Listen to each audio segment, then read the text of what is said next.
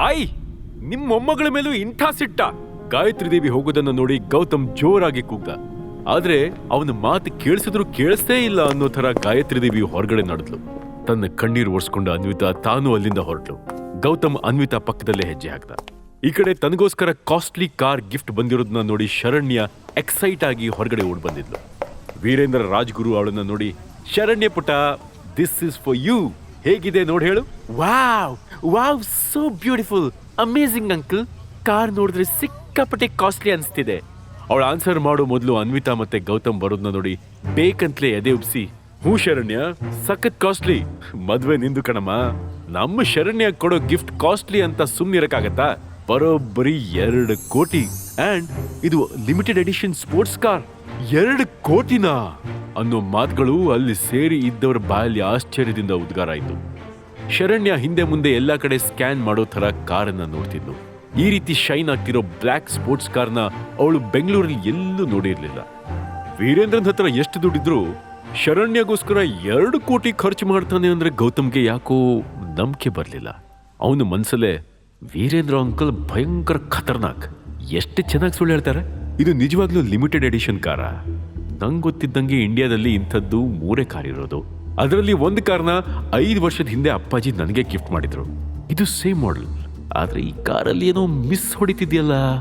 Gautam car ಸುತ್ತಲೂ ಒಂದು round ಹಾಕೊಂಡು ಬಂದ. ಕಾರಿನ ಬ್ಯಾಕ್ ಸೈಡ್ ಮತ್ತೆ ಫ್ರಂಟ್ ಸೈಡ್ ಫುಲ್ ಡಿಫ್ರೆಂಟ್ ಆಗಿದೆ.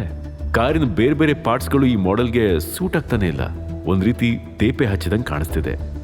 ಅಂದ್ರೆ ಇದು ಅಸೆಂಬಲ್ಡ್ ಕಾರ್ ಅಂತ ಮನ್ಸಲ್ಲೇ ಹೇಳ್ಕೊಂಡು ಗೌತಮ್ ಮುಖದಲ್ಲಿ ಒಂದು ವ್ಯಂಗ್ಯವಾದ ಸ್ಮೈಲ್ ಇತ್ತು. ಅವನ ಮನ್ಸಲ್ಲೇ, ಗಾಯತ್ರಿ ದೇವಿ, ನೀನು ಅನ್ವಿತಾಗೆ ಮಾಡಿದ ಅವಮಾನಕ್ಕೆ ಒಂದು ಉತ್ತರ ಕೊಡ್ತೀನಿ.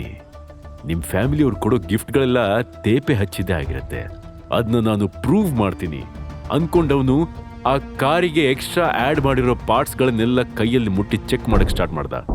ಅದನ್ನ ನೋಡಿ ವೀರೇಂದ್ರಂಗೆ ಕೆಟ್ಟ ಕೋಪ ಬಂತು. ಏಯ್ ಬೆಗರ್, ಸ್ಟಾಪ್ ದಿಸ್! ನಿನ್ನ ಅಪಶಕುನದ ಕೈಗಳನ್ನ ನನ್ನ ಕಾರ್ ಮೇಲೆ ಇಡ್ಬೇಡ. ಅದು 2 ಕೋಟಿ ಕಾರ್. ನಿನ್ನಂಥ ಭಿಕ್ಷುಕನಿಗೆ ನೋಡೋ ಯೋಗ್ಯತೆನೂ ಇಲ್ಲ, ಅಂಥದ್ರಲ್ಲಿ ಮುಟ್ಟಕ್ ಬಂದಿದ್ಯಲ್ಲ. ಶರಣ್ಯ ಕೋಪದಲ್ಲಿ, ಅಂಕಲ್ ಯು ಆರ್ ರೈಟ್. ಏಯ್ ಗೌತಮ್, ನನ್ನ ಕಾರ್ ಮೇಲೆ ಕಣ್ಣು ಹಾಕಿದ್ರೆ ಕಾಲ್ ಮುರಿದು ಕೈ ಕೊಡ್ತೀನಿ, ದೂರ ನಿಂತ್ಕೋ. ಓಕೆ ಫೈನ್, ನಾನ್ ಟಚ್ ಮಾಡ್ಲಿಲ್ಲ. ಆಕ್ಚುಲಿ ಈ ಕಾರ್ ನಿಜವಾಗ್ಲೂ 2 ಕೋಟಿ ಬೆಲೆ ಬಾಳತ್ತಾ, ಅಥವಾ ನಿನ್ನ ಅಂಕಲ್ ನಮ್ ತಲೆ ಮೇಲೆ ಗೂಬೆ ಕೂರಿಸ್ತಿದಾರೋ ಅಂತ ಚೆಕ್ ಮಾಡ್ತಿದ್ದೆ ಅಷ್ಟೇ. ವೀರೇಂದ್ರ ಸಿಟ್ಟಲ್ಲಿ, ಏಯ್ ನಾನ್ ಸುಳ್ಳು ಹೇಳ್ತಿದ್ದೀನಿ ಅಂತ ಹೇಳ್ತಿದ್ಯೇನೋ? ಓಹ್, ಹೊಟ್ಟೆ ಉರಿ ತಡ್ಕೊಳಕ್ ಆಗ್ಲಿಲ್ಲ ಈ ನನ್ ಮಗನಿಗೆ. ನಿಮ್ ಹಾಗೆ ಇಷ್ಟು ದೊಡ್ಡ ಪಾರ್ಟಿಲಿ ನಾನು 50,000 ಚೀಪ್ ನೆಕ್ಲೆಸ್ ತಗೊಂಡ್ ಬಂದಿಲ್ಲ, ತಿಳ್ಕೊ. ಅವಮಾನದಿಂದ ಕೆಂಪಾಗಿದ್ದ ಗೀತಾ ವ್ಯಂಗ್ಯವಾಗಿ, ದೊಡ್ಡ ಮಹಾರಾಜ ಇವನು, ನಿಂತಿರೋ ಸ್ಟೈಲ್ ನೋಡು. ಸುಮ್ನೆ ನಮ್ಗೆ ಅವಮಾನ ಮಾಡೋದ್ ಬಿಟ್ಟು ಬೇರೆಲ್ಲಾದ್ರೂ ತೊಲಗು ಗೌತಮ್, ಪ್ಲೀಸ್. ಅತ್ತೆ, ನಾನೇನ್ ಸುಳ್ಳು ಹೇಳ್ತಿಲ್ಲ. ಈ ಕಾರು 2 ಕೋಟಿ ಬೆಲೆ ಬಾಳಕ್ ಸಾಧ್ಯನೇ ಇಲ್ಲ. ಅಫ್ಕೋರ್ಸ್ ಇದು ಲಿಮಿಟೆಡ್ ಎಡಿಷನ್ ಕಾರ್, ಬಟ್ ಈ ಕಾರಿನ ಕೆಲವು ಪಾರ್ಟ್ಸು ಡೂಪ್ಲಿಕೇಟ್. ಈ ಕಾರಿಗೆ ಸಂಬಂಧಪಟ್ಟ ರೇರ್ ಪಾರ್ಟ್ಸ್ಗಳು ಮಾರ್ಕೆಟ್ ಅಲ್ಲಿ ಈಸಿಯಾಗಿ ಅವೈಲೇಬಲ್ ಇಲ್ಲ. ಇದಕ್ಕೆ ಹೆಚ್ಚಂದ್ರೆ 20 ಲಕ್ಷ ಅಷ್ಟೇ. ಕೋಪದಲ್ಲಿದ್ದ ವೀರೇಂದ್ರ ಗೌತಮ್ ಕಡೆ ಹೆಜ್ಜೆ ಹಾಕ್ತಾ, ಏ ಕತೆ ಹೇಳ್ತಿದ್ಯಾನೋ ನೀನು ಕನ್ಸಲ್ಲೂ ಇಂಥ ಕಾರ್ ತಗೊಳಕ್ ಸಾಧ್ಯ ಇಲ್ಲ, ಅದಕ್ಕೆ ಹೊಟ್ಟೆವ್ರಿ ನಿನಗೆ. ಉಳಿದವರೆಲ್ಲ ಗುಸು ಗುಸು ಅಂತ ಮಾತಾಡ್ಕೋತಾ ಬಂಗ್ಲೆ ಒಳಗೆ ಹೊರಟ್ರು. ಈ ಕಡೆ ಶರಣ್ಯ ಕಾರು ಸ್ಪೀಡ್ ಆಗಿ ಹೈವೇನಲ್ಲಿ ಓಡ್ತಿತ್ತು. ಹೈವೇ ಮಧ್ಯದಲ್ಲಿ ಬ್ಯಾರಿಕೇಡ್ ಹಾಕಿ ಒಂದಿಷ್ಟು ಪೊಲೀಸರು ನಿಂತಿದ್ರು. ಶರಣ್ಯ ಕಾರ್ ಬಂದ ತಕ್ಷಣ ಅಡ್ಡ ಬಂದು ನಿಂತರು. ಅಷ್ಟೊಂದು ಜನ ಪೊಲೀಸರನ್ನ ನೋಡಿ ಅವಳು ಕಾರ್ ಸೈಡಿಗೆ ಹಾಕಿದ್ಲು. ಕಾರಿಂದ ಇಳಿದವಳು ಕೋಪದಲ್ಲಿ, what the hell is going on here? ನನ್ನ ಕಾರ್ನ ಯಾಕೆ ತಡೆದ್ರಿ? ಎಕ್ಸ್ಕ್ಯೂಸ್ ಮಿ ಮಿಸ್, ನಾವಿಲ್ಲಿ ಮಿಸ್ಸಿಂಗ್ ಕಾರ್ಗಳನ್ನ ಕ್ಯಾಶ್ ಮಾಡಕ್ಕೆ ಅಂತ ನಿಂತಿದ್ದೀವಿ. ಬೇರೆ ಬೇರೆ ಸಿಟಿಲಿ ಕಳ್ಳತನ ಮಾಡಿರೋ ಕಾರನ್ನ ಬೆಂಗಳೂರಿಗೆ ತಂದು ಮಾಡಿಫೈ ಮಾಡಿ ಸೇಲ್ ಮಾಡ್ತಿದ್ದಾರೆ ಅಂತ ನಮಗೆ ಇನ್ಫಾರ್ಮೇಶನ್ ಬಂದಿದೆ ಅಂತ ಹೇಳಿದ ಇನ್ಸ್ಪೆಕ್ಟರ್ ಅವಳ ಕಾರನ್ನ ಸ್ಕ್ಯಾನ್ ಮಾಡೋ ಥರ ನೋಡಿ, ನಿಮ್ಮ ಕಾರ್ ಕೂಡ ಕಳ್ಳ ಮಾಲ್ ಥರನೇ ಇದೆ, ಡೆಫಿನೆಟ್ಲಿ ನಿಮ್ಮನ್ನು ಎನ್ಕ್ವೈರಿ ಮಾಡಬೇಕಾಗತ್ತೆ ಮಿಸ್. ವಾಟ್, ಕಳ್ಳ ಮಾಲ? ಈಗ ತಾನೇ ನನ್ನ ಅಂಕಲ್ ಇದನ್ನ ನನ್ನ ಮದ್ವೆಗೆ ಅಂತ ಗಿಫ್ಟ್ ಮಾಡಿದ್ದಾರೆ. ನೀವು ಮಿಸ್ಟೇಕ್ ಮಾಡ್ಕೋತಿದ್ದೀರಾ, ಇದು 2 ಕೋಟಿ ಲಿಮಿಟೆಡ್ ಎಡಿಷನ್ ಕಾರ್. ಪೊಲೀಸರು ಗಂಭೀರವಾಗಿ, ಓ ಅಂದ್ರೆ ನಾವು ನಿಮ್ಮ ಅಂಕಲ್ನೇ ಮೀಟ್ ಮಾಡಬೇಕು ಅಂತ ಆಯ್ತು. ಫೈನ್ ಕಾನ್ಸ್ಟೇಬಲ್, ಈ ಕಾರ್ನ ಕಸ್ಟಡಿಗೆ ತಗೊಳ್ಳಿ, ಆರ್ಡರಿಂಗ್ ಟೋನ್ನಲ್ಲಿ ಹೇಳಿ ಮುಗಿಸಿದ್ರು. ನೆಕ್ಸ್ಟ್ ಮೊಮೆಂಟ್ ಅಲ್ಲಿ ಕಾನ್ಸ್ಟೇಬಲ್ ಶರಣ್ಯ ಕೈಯಿಂದ ಕೀ ಕಿತ್ಕೊಂಡು ಅವಳು ಮುಂದೆನೆ ಆ ಸ್ಪೋರ್ಟ್ಸ್ ಕಾರ್ನ ತಗೊಂಡು ಹೊರಟ್ರು. ಅವಳು ಏನ್ ಮಾಡೋಕ್ಕೂ ತೋಚದೆ ಅಳೋದಕ್ಕೆ ಶುರು ಮಾಡಿದ್ಲು. ಅಲೋ ಮೇಡಮ್, ಅಳೋದು ನಿಲ್ಸಿ, ನಿಮ್ಮ ಅಂಕಲ್ ಎಲ್ಲಿದ್ದಾರೋ ತೋರಿಸಿ. ಇನ್ಸ್ಪೆಕ್ಟರ್, ನನ್ನ ಬಿಟ್ಬಿಡಿ, ಇವತ್ತನ ಎಂಗೇಜ್ಮೆಂಟ್, ನಾನು ಬೇಗ ಹೋಗ್ಬೇಕು. ಇನ್ಸ್ಪೆಕ್ಟರ್ ಅಗ್ರೆಸಿವ್ ಆಗಿ, ಲಿಸನ್, ನೀವು ಪೊಲೀಸರ ಜೊತೆ ಕೋಆಪರೇಟ್ ಮಾಡಿದ್ರೆ ಎಂಗೇಜ್ಮೆಂಟ್ ಚೆನ್ನಾಗಾದ್ರೂ ಆಗ್ಬೋದು, ಯೋಚನೆ ಮಾಡಿ. ಬೇರೆ ದಾರಿ ಇಲ್ಲದೆ ಶರಣ್ಯ ಇನ್ಸ್ಪೆಕ್ಟರ್ ಕಾರಲ್ಲಿ ಕೂತ್ಲು. ಅಷ್ಟರಲ್ಲಿ ಒಂದಿಷ್ಟು ಪೊಲೀಸರು ಒಳಗಡೆ ಬಂದ್ರು. ಇನ್ಸ್ಪೆಕ್ಟರ್ ಸರ್, ನೀವೇನಿಲ್ಲಿ ಅಂತ ಕೇಳಿದ ಗಾಯತ್ರಿ ದೇವಿ ಅವ್ರ ಹಿಂದೆ ನಿಂತಿದ್ದ ಶರಣ್ಯನ ನೋಡಿ ಶಾಕ್ ಆದ್ಲು. ಇಲ್ಲಿ ವೀರೇಂದ್ರ ರಾಜ್ಗುರು ಅಂದ್ರೆ ಯಾರು? ಗಾಯತ್ರಿ ದೇವಿ ತನ್ನ ಮಗ ವೀರೇಂದ್ರ ಕಡೆ ಸರ್ಪ್ರೈಸ್ ಆಗಿ ನೋಡಿ, ಏನೋ ಇದು ವೀರು, ಪೊಲೀಸರು ನಿನ್ಯಾಕೆ ಹುಡ್ಕೊಂಡು ಬಂದಿದ್ದಾರೆ? ನಾನ್ ಕೇಳಿ ಮೇಡಮ್, ನಾನ್ ಹೇಳ್ತೀನಿ. ಆಕ್ಚುಲಿ ಈ ದೊಡ್ಡ ಸಾಹೇಬ್ನ ಹಾಗೆ ಪೋಸ್ ಕೊಡ್ತಾ ನಿಂತಿದ್ದಾನಲ್ಲ, ಈ ವ್ಯಕ್ತಿ ಕಾರ್ಗಳನ್ನ ಕಳ್ತನ ಮಾಡೋ ದೊಡ್ಡ ಫ್ರಾಡ್. ಇವನ್ ಜೊತೆ ಒಂದು ಗ್ಯಾಂಗ್ ಬೇರೆ ಇದೆ. ತುಂಬಾ ದಿನದಿಂದ ಹುಡುಕ್ತಿದ್ವಿ ಇವನನ್ನ. ಈಗ ಸಿಕ್ಕಾಕೊಂಡ. ಬೇರೆ ಬೇರೆ ಸಿಟಿಗಳಿಂದ ಲಕ್ಸುರಿಯಸ್ ಕಾರ್ ಕದ್ಕೊಂಡು ಬಂದು ಅದರ ಪಾರ್ಟ್ಸ್ ಗಳನ್ನ ಚೇಂಜ್ ಮಾಡಿ ಸೇಲ್ ಮಾಡ್ತಿದ್ದ ಅಯೋಗ್ಯ. ಆ ಮಾತ್ ಕೇಳಿ ಗಾಯತ್ರಿ ದೇವಿ ಶಾಕ್ ಅಲ್ಲಿ ತಲೆ ಹಿಡ್ಕೊಂಡ್ಬಿಟ್ಲು.